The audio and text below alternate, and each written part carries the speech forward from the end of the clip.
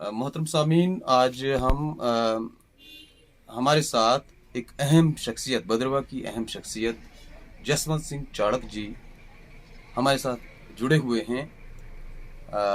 जनाब चाड़क साहब का ताल्लुक भद्रवाह टाउन से है, जिन्होंने जिनका समाज के तई बहुत कंट्रीब्यूशन है, लिटरेचर के तई बहुत ज़्यादा कंट्रीब्यूशन है, और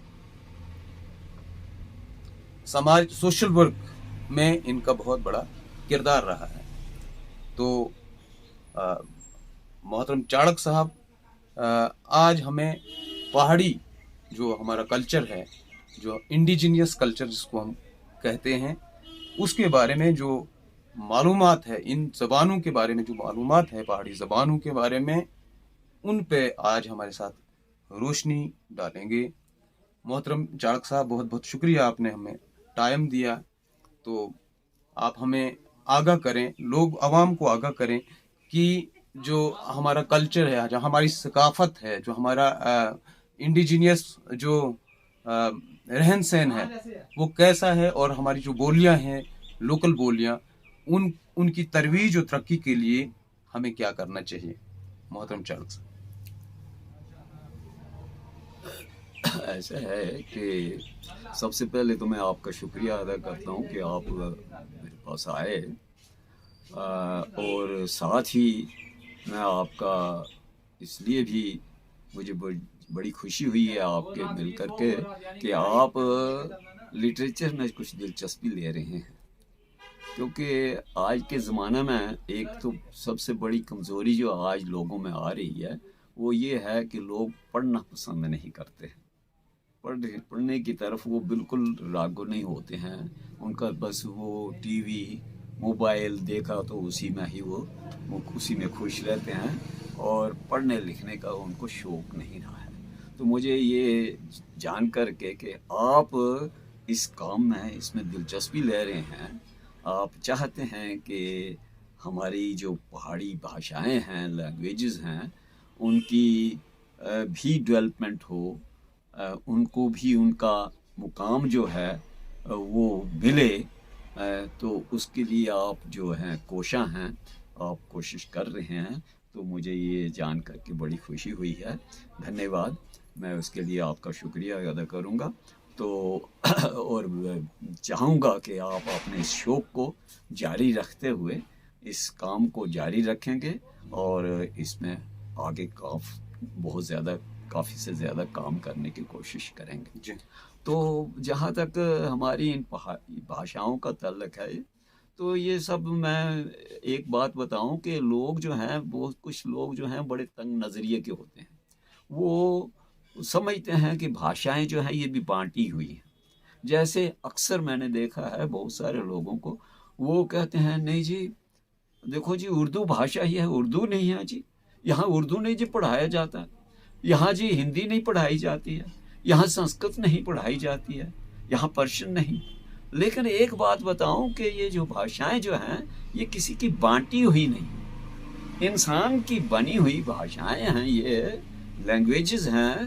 तो ये कई लैंग्वेज जो हैं इनमें से बहुत ही कदीम, बड़े पुराने वक्त से चली आ रही हैं। जैसे कि आपको मैं बताऊं कि भद्रवाही जो है भाषा, ये बहुत ही कदीम है। मैंने भी इस सिलसिला में कुछ स्टडी की है, और फिर कुछ जो स्कॉलर्स हैं अपने, चाहे वो जम्मू कश्मीर स्टेट के हैं, चाहे वो भारत की दूसरी स्टेटों से ताल्लुक़ रखते हैं, लेकिन उनके ख्यालात, उनके जज्बात, उनकी इसके बारे में जो विचार हैं, जो उन्होंने तहकीक की है, उन्होंने रिसर्च की है, उसको भी पढ़ा है और उनको सुना भी है जी। तो मैं इसी नतीजे पर पहुंचा हूं कि भद्रवाही जो है ये एक बड़ी कदीम भाषा है, और इसको अपने डॉक्टर सिद्धेश्वर वर्मा जो हुए हैं, बहुत बड़े स्कॉलर हैं, तो उन्होंने इसको, भद्रवाही को, एक फुल फ्लेज्ड लैंग्वेज माना है। उनका कहना है कि ये जो बाकी डायलेक्ट्स हैं, ये बाकी डायलेक्ट्स हैं। भाषा जो है ये भद्रवाही भाषा है, ये एक मुकम्मल भाषा इसलिए है कि इसका अपनी ग्रामर है, इसकी अपनी ग्रामर।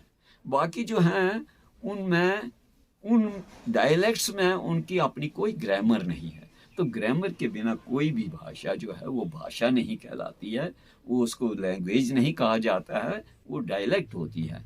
हाँ, अब ये है कि ये इसका आप अगर आप देखें तो इसका रेफरेंस जो है ना काफ़ी बड़ा कदीम जो हमारा लिटरेचर है उसमें भी भद्रवाही भाषा का ये जिक्र आता है जी। तो अब जहाँ तक हमारे इस इलाका में, सारे इलाका में पूरा जो है ये एक रीजन है जहाँ पर ये भाषा जो है बोली जाती है। और ये कुदरती बात है कि उस ज़माने में जबकि हमारे ज़राए जो थे आमदोरफ्त या कम्युनिकेशन जिसको कहते हैं, ट्रांसपोर्टेशन एंड कम्युनिकेशन के means of communication and transportation जो है वो बड़े महदूद थे। तो उससे क्या हुआ कि लोगों का इतना मेल मिलाप नहीं होता था, मिक्सिंग नहीं होती थी, इंटर मिक्सिंग नहीं हो सकती थी, क्योंकि पैदल ही सफ़र करना पड़ता था। दूर दूर गांव बसे हुए थे। जो लोग फिजिकली दूर रहते हैं, नेचुरली वो बोलते तो एक ही भाषा थी, भद्रवाही ही बोली जाती थी, लेकिन डिस्टेंस की वजह से क्या हुआ, उनके जो काफ़ी दूर गांव हैं, एक गांव है दूसरा गांव है, एक तहसील है दूसरी तहसील है, कोई वो एक इलाका है, तो वो दूर दूर रहने की वजह से, वो इंटरमिक्सिंग ना होने की वजह से, मीन्स ऑफ कम्युनिकेशन की कमी होने से उस लैंग्वेज में क्या हुआ कि उसमें कुछ थोड़ी सी दरार पड़ गई जी, उसकी डिवीजन हो गई। और उसमें से क्या हुआ कि वो सिस्टर कंसर्न्स, सिस्टर लैंग्वेजेस जो हैं वो डेवलप हो गई। किस वजह से? अभी अगर जैसे ग्रेडसन ने कहा है, मैं आपकी बात करता हूँ, बिल्कुल बिल्कुल, मैं माफी चाहता हूँ। ग्रेडसन ने जो कहा, ग्रेडसन ने ये कहा कि भद्रवाही, भलेसी और पाडरी ये एक चैन है वेस्टर्न पहाड़ी का। बिल्कुल बिल्कुल ऐसा ही है। अच्छा, सिराजी भी हमारा एक वेस्टर्न पहाड़ी का ही हिस्सा है। बिल्कुल, इसमें कोई शक नहीं। पोगली जो है वो भी, पोगली भी इसी का है। बेशक कश्मीरी उसमें अल्फाज हैं, लेकिन इसमें कुछ जो सिमिलरिटीज हैं वो पहाड़ी के साथ मिलती हैं। खाशा जो है एक ट्राइबल डायलेक्ट है, गद्दी जो है वो एक ट्राइबल डायलेक्ट है। तो क्या लगता है आपको चाणक साहब कि अभी तक इन सभी भाषाओं को अभी तक पहाड़ी या ट्राइबल जो स्टेटस है वो अभी तक क्यों नहीं मिला है? क्या इसके पीछे क्या कारण है?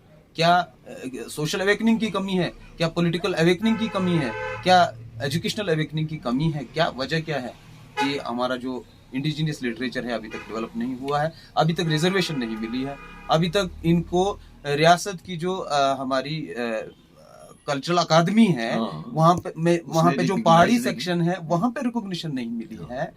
दिल्ली में जो हम तो हिंदुस्तान का हिस्सा हैं, दिल्ली में माइनॉरिटी लैंग्वेज कमीशन है, तो वहाँ पे भी इन लैंग्वेजेस को रजिस्टर्ड नहीं किया गया है। पहाड़ी स्पीकिंग बोर्ड बना है, कोई सर्वे नहीं हुई है। तो क्या लगता है कि इन सब चीजों को मिला के हमारे साथ ये नाइंसाफी है जनाब वली के साथ? इसमें कोई शक नहीं कि इसमें बहुत ज्यादा रोल जो है वो पॉलिटिक्स, लोकल पॉलिटिक्स का भी है। क्योंकि जैसे मैंने आपको कहा कि शुरू में भी कहा था कि लैंग्वेजेस ये किसी की बटी हुई नहीं होती हैं, सेम की नहीं है। ये किसी कम्युनिटी, किसी ज़ात, किसी कौम या किसी और इलाका की ज़ात नहीं, ये तकसीम नहीं हुई होती हैं, बल्कि ये इंसान की बनाई हुई हैं और सभी लोगों को इन पर अधिकार है, हक है। इनको बोल सकते हैं, इनको इस्तेमाल कर सकते हैं, इनको समझ सकते हैं, इनको पढ़ लिख सकते हैं, ये सबका हक है। और इस सिलसिले में मैंने अपनी एक छोटी सी कविता जो लिखी थी उसमें मैंने लिखा है कि भाषाओं में ना भेद है कोई, ये सब देती हैं ज्ञान। हिंदी अंग्रेजी उर्दू संस्कृत भाषा पढ़ लिख कर बन जाओ विद्वान। भाषाओं में है, हाँ जी, इनमें ज्ञान है, इनमें नॉलेज है, वो छुपा हुआ है। जब तक हम उनको पढ़ेंगे नहीं तो वो नॉलेज हमें कहाँ से मिलेगा?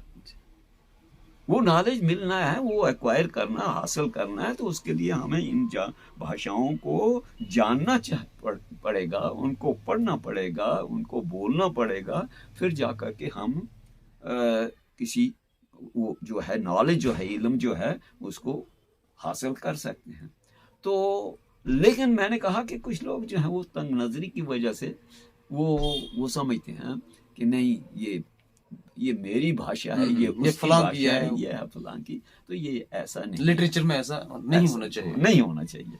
लोगों को थोड़ा सा वसी दिल भी रखना चाहिए, वो समझना चाहिए। बिल्कुल। दूसरी, जहाँ तक इसकी रिकग्निशन का ताल्लुक है, हमारी इस पहाड़ी इलाका के जो भाषाएं हैं, लैंग्वेज हैं, डायलैक्ट्स हैं, खित्ता चिनाब जो है जी, एर्स्टवाइल डिस्ट्रिक्ट डोडा मैं कहूँगा जी, एर्स्टवाइल डिस्ट्रिक्ट डोडा है, उसमें ये सारा रीजन आ जाता है।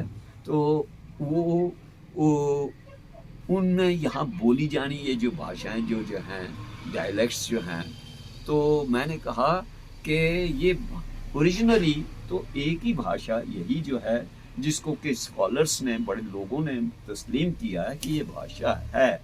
क्यों है ये भाषा? क्योंकि इसकी अपनी ग्रामर है, लिहाजा ये भाषा का दर्जा उस कैटेगरी में फॉल करती है भरद्वाज। तो ये चीज़ है। अब ये है कि मैंने इस सिलसिले में यही कहा कि कम्युनिकेशन जो है